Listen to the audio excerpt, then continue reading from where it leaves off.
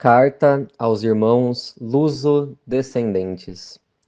O ser luz do mundo nos outros homens é só privilégio da graça. Nos portugueses é também obrigação da natureza.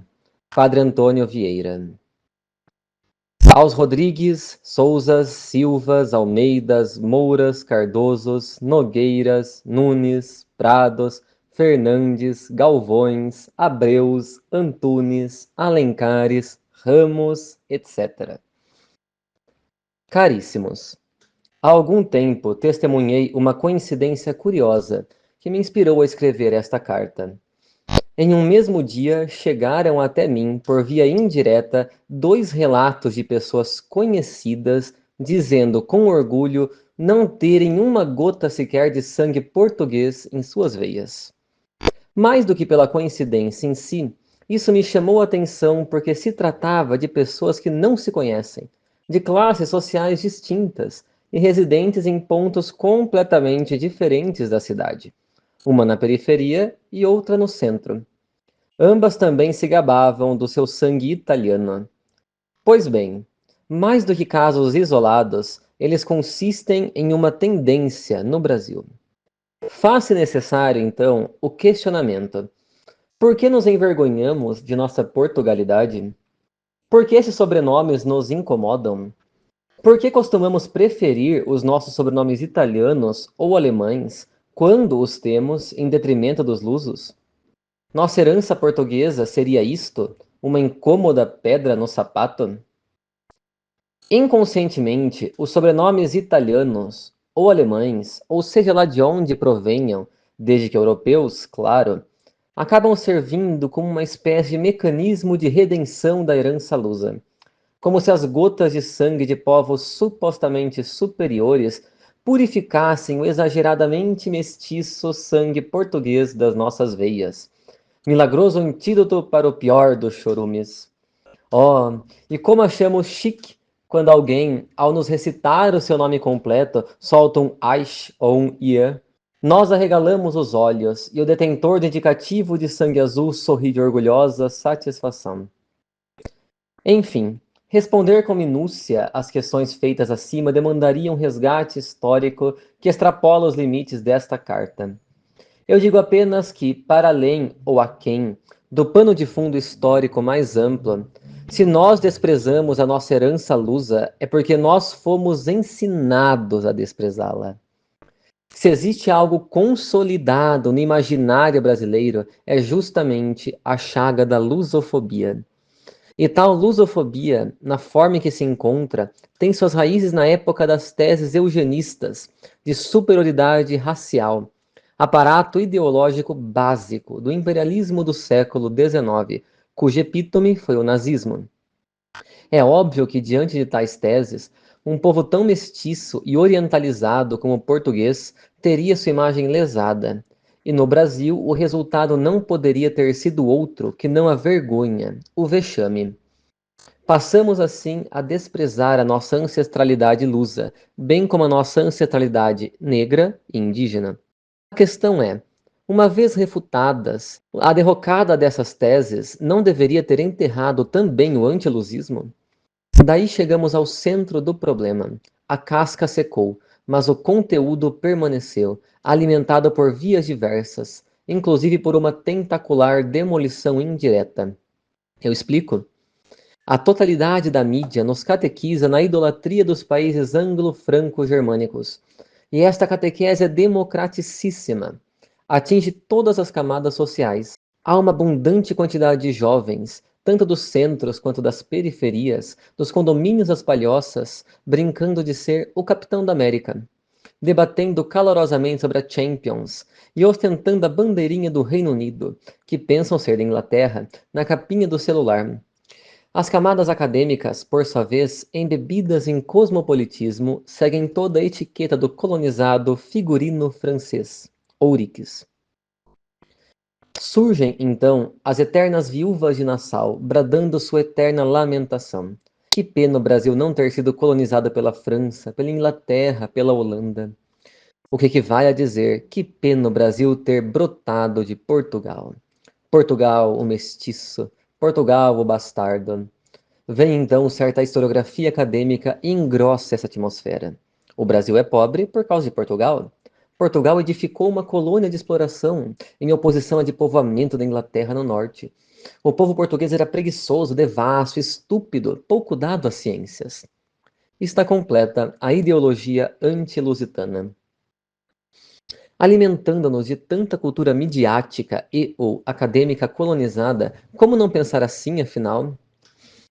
Viúvas de Nassau. Lembremos que a bela e recatada França, a rica Inglaterra e a criativa e livre Holanda já tentaram dominar o território do Brasil.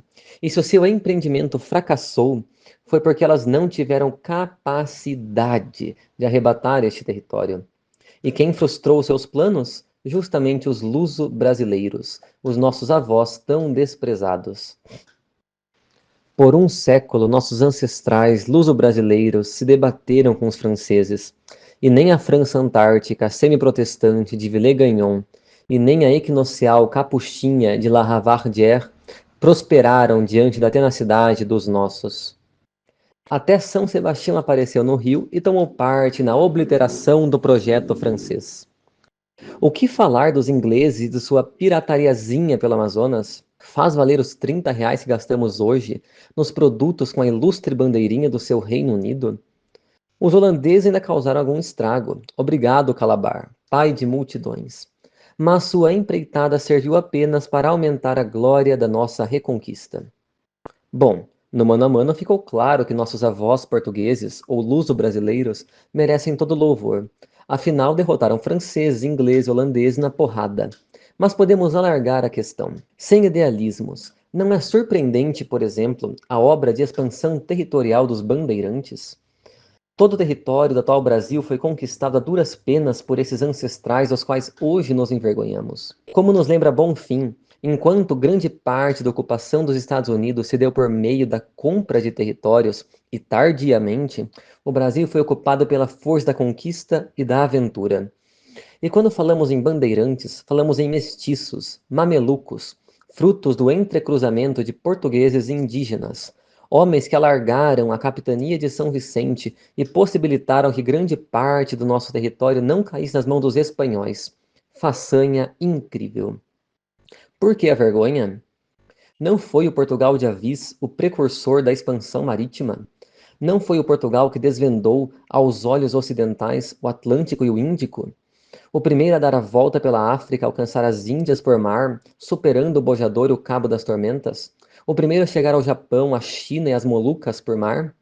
Na verdade, seria até mais preciso dizer que não foi simplesmente Portugal o autor de tão elevadas obras, mas o povo português, o povo do qual descendemos e cuja essência conservamos em nosso sangue. Por que a vergonha? O Império Financista Britânico se projetou por mares há muito abertos e mapeados pelo heróico povo português. Quando o primeiro inglês dobrou o Cabo da Boa Esperança, Adamastor já dormia.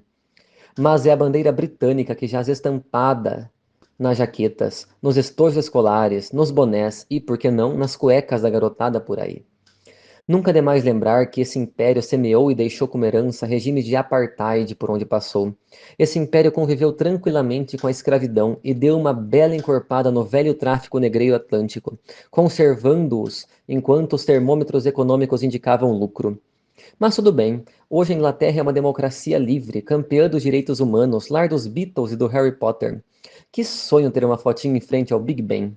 Devo dizer que os meus países favoritos da América são as Guianas, uma vez que sua existência constitui per se um testemunho histórico da pequenez e do fracasso dos projetos coloniais dos três países mencionados, aqueles cuja glória é hoje cantada pelos filhotes de Calabar, defronte da grandiosidade da obra hispânica luso-castelhana, a obra dos nossos avós. Cantem à vontade a glória de suas pátrias afetivas e imaginárias, pois a glória de Portugal quem canta é Camões, e um dos mais belos bens que herdamos dos nossos avós portugueses é justamente os Lusíadas, bem como a possibilidade de lê-los no original. Por que, enfim, a vergonha? Aos meus olhos, a herança portuguesa é motivo de orgulho e não de vergonha. Acho belíssimo, por exemplo, quando vejo brasileiros buscando revalorizar sua ancestralidade de raízes africanas, outrora tão mal vista quanto a lusa, e me sinto motivado a fazer o mesmo com a minha ancestralidade portuguesa, hispânica. Já fui, eu mesmo, uma viúva de Nassau e um filhote de Calabar. E como os demais que partilham do antilusismo, eu cometi o grave erro de olhar para o Brasil apenas como um território em potencial, que seria Brasil independente do Império Europeu que aqui deitasse suas raízes. Eu era incapaz de olhar para o Brasil na sua cultura, na sua identidade, em suma, na sua intra-história. E como essa cultura e essa identidade foram formadas com fundamental contributo português, o Brasil não seria o Brasil se não tivesse Portugal em suas origens. Ser Brasil é ser filho de Portugal, é carregar Portugal na alma. Hoje sou grato aos meus ancestrais portugueses e ao nome que me legaram. Sou grato principalmente porque, lá no tempo de João VI, veio para o Brasil um cidadão português que, no Vale do Paraíba, se casou com uma senhora paulista, descendente de Piquerobi, de Tibiriçá e dos Bandeirantes. Eles tiveram filhos e netos, e muitos destes, diante da decadência do Paraíba, penetraram o interior de São Paulo e ajudaram a edificar o estado que hoje produz um terço do PIB nacional. Esse português é o meu pentavô, de quem herdo o meu principal sobrenome. Não satisfeito, tive ainda um bisavô português, que finalizou seus dias em Botucatu, e de quem herdo mais um sobrenome. Isso sem falar nos meus ancestrais paulistas repletos de Portugalidade, desde João Ramalho e em tantos outros ancestrais que carrego no sangue, mas não no nome: Nogueiras, Cardosos, Cunhas, Macedos. A eles todos devo o dom da vida, como deve o Brasil o dom da vida a Portugal. O Brasil nunca se realizará enquanto Brasil e o povo brasileiro nunca se realizará enquanto povo, enquanto não se operar uma reconciliação com a nossa matriz portuguesa. Ela é parte de nós, e por mais forte que seja o colonialismo em nossas mentes, ele nunca conseguirá apagar isto. Há 524 anos, os portugueses descobriram o Brasil. Hoje cabe a nós, brasileiros, descobrirmos Portugal. Augusto Rodrigues, 20 de abril de 2024.